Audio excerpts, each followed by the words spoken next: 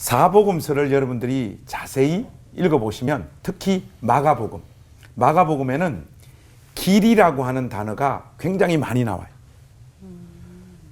우리 주님께서 또 실질적으로 길 위에서 제자들에게 하나님 나라의 복음을 가르치셨더라 하는 내용이 많이 나옵니다.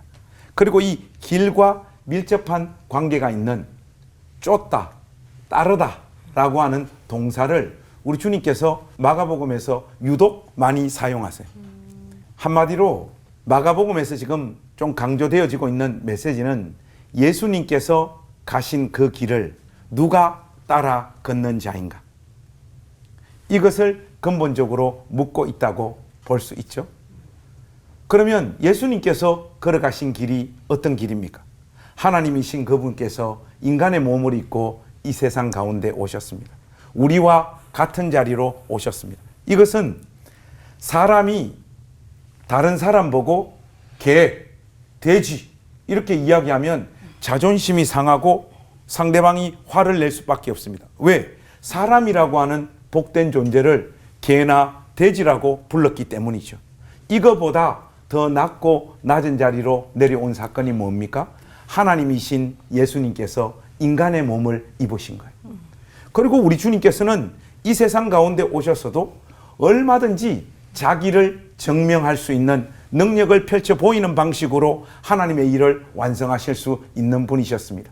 그러나 그런 방식으로 하나님의 일을 이루지 아니하시고 십자가를 지고 죽는 모습으로 하나님의 뜻을 성취하고 이루셨습니다. 쉽게 말해 예수님께서 우리에게 따라오라고 하는 그 길은 자기를 부인하는 길이죠. 그런데 우리 주님께서 걸어가신 이 자기 부인의 길을 우리가 따라가려고 하니까 잘 안 됩니다. 이게 쉽지가 않습니다. 그런데 자기 부인의 길이 쉽지 않아서 그 길을 걸어가지 못하면 걸어가지 못하는 것으로 끝나지 않아요. 자기를 증명하는 삶을 살게 되어지는 거예요. 반대로. 이게 우리 삶의 딜레마입니다. 우리 시대 많은 신자들이 이런 식의 고민과 갈등들이 많은 이유가 뭘까를 곰곰이 한번 생각을 해봤어요. 근데 언제부터인가 우리 프로테스탄트, 개신교 강단이 자기 부인을 강조하는 이 기풍에서 자기를 실현하고 자기를 증명하라는 쪽으로의 메시지가 강조되어지기 시작을 했어요.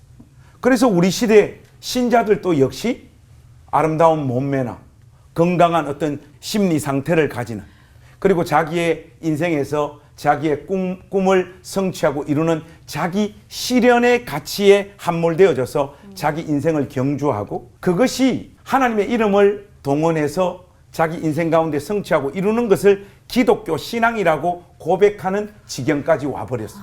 이러다 보니까 우리 모습 속에서 자기를 부인하는 모습들이 나타나지 않는 것이죠. 여러분 모습 보니까 좀 어떻습니까?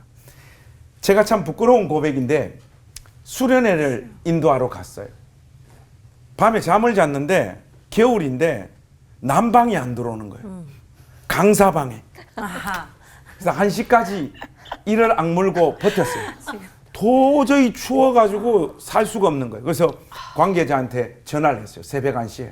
난 너무 춥다. 죽을 것 같다. 하니까 목사님 방법이 없습니다. 그냥 주무십시오 하더라고. 그래서 뭐 당사자한테 화를 낼 수는 없지만은 전화를 끊고 난 다음에 10원짜리 100원짜리 혼자서 좀 했습니다. 그러면서 저 마음에 1차적으로 드는 마음이 뭔가 하니까 내가 이래봬도 올포원에 나오는 목사인데 아니 강사를 이런 식으로 대접하나, 이런 마음이 확 들더라고요. 여러분 이 모습이 뭡니까? 차라리 올포원 안 나와서 텔레비전 안 나오는 목사 됐으면 어쩌면 그때 그 삶을 넉넉하게 수용하고 넘어갔을 거예요. 언제부턴가 마음이 높아진 거예요. 저도 제 삶을 보면 저 자신을 부인하는 삶의 열매들이 나이를 먹으면 먹을수록, 목회를 하면 할수록 점점 없어져 가는 것 같아요. 여러분들 이런 거 다 보면 자기 부인의 길을 목회 여정을 통해서 걷는 것이 아니라 자기를 실현하고 자기를 증명하는 쪽으로 나도 모르는 사이에 삶이 그렇게 흘러가고 있는 모습이지 않겠습니까? 근데 딜레마가 하나 있어요. 아무리 이를 악물고 자기를 부인하려고 해도, 자기를 복종시키려고 해도 낮아지기가 어렵고 잘 낮아지지 않고, 쉽게 말해 자기 부인이 잘 되어지지 않습니다. 그렇죠, 여러분? 그럼. 사람은 믿고 확신한 것을 하는 존재가 아니라 자기가 갈망하고 욕망하고 사랑하는 것을 행하는 존재예요. 자기가 사랑하는 게 있으면 그걸 행하는 존재라고요. 그런데 이 사랑이라고 하는 것은 다이렉트로 바로 사랑이라고 하는 감정이 생기지 않습니다. 반드시 습관이라고 하는 길을 통해서만 사랑하고 욕망하고 소원하는 자리로 가는 거예요. 여러분들 삶에 왜 자꾸 자기를 부인하는 삶의 열매가 안 나타나느냐? 여러분들의 삶의 작은 순간순간 속에서 한 번도 지거나 손해보거나 남을 세우고 자기가 밑으로 내려가는 작은 습관들이 형성되어져 있지 않기 때문에 그렇습니다. 오늘 이 시간부터 여러분 삶에 이 습관을 형성하는 일에 관심을 가지고 열심을 내어 보십시오. 그러면 어느 순간 여러분 마음에서 자기를 부인하고자 하는 욕망과 갈망하는 마음들이 생길 테고, 그것이 여러분들 삶 속에서 주님 가신 그 길, 그 자기 부인의 길로 여러분들 역시 걷게 되어질 겁니다. 아멘. 기도하겠습니다. 하나님 아버지, 우리 삶에 자기 부인의 습관들이 형성되어지는 신자들이 되도록 은혜 베풀어 주시옵소서. 아멘. 우리 구주 예수 그리스도의 이름으로 간절히 기도하옵나이다. 아멘. 제자도 하면 단연 베드로를 꼽지만 베드로도 역시 예수님을 3번이나 부인한 전적이 있잖아요. 그런데 어떻게 결국 자기 부인의 길을 겪게 된 건지 이렇게 좀 알려주시면 좋겠습니다. 결국은 제 마지막에 가서 예수님을 더 사랑하게 되었기 때문에 그런 거죠.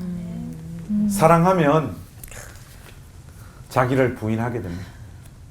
예수님을 더 사랑하게 됩니다.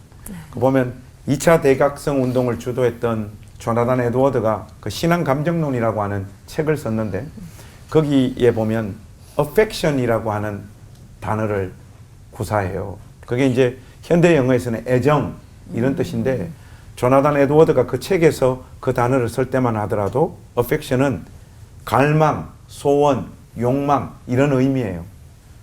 뭔가 하면 예수님을 정말로 만난 사람은 갈망과 욕망이 달라지고 조정되어진다는 거예요. 왜 우리가 자기 부인이 안 되는가 하면 집에 가려고 교회 오고 무늬만 그냥 신자인 거예요. 그렇기 때문에 아무리 애써도 자기 부인이 안 되는 거예요. 왜냐? 자기 안에 자리 잡고 있는 이 갈망과 욕망이 조정이 안 돼 있는 거예요. 이 갈망과 욕망이 주를 향한 사랑으로 채워질 때 신자의 삶에 자기 부인이라고 하는 열매가 맺히는 거예요. 베드로를 향해서 우리 주님께서 네가 나를 사랑하느냐, 네가 나를 사랑하느냐, 네가 나를 사랑하느냐 3번 연거푸 묻고 확인하신 이유도 거기 있다고 저는 확신합니다. 그 다음 자기 부인의 길로 베드로가 걸어가잖아요.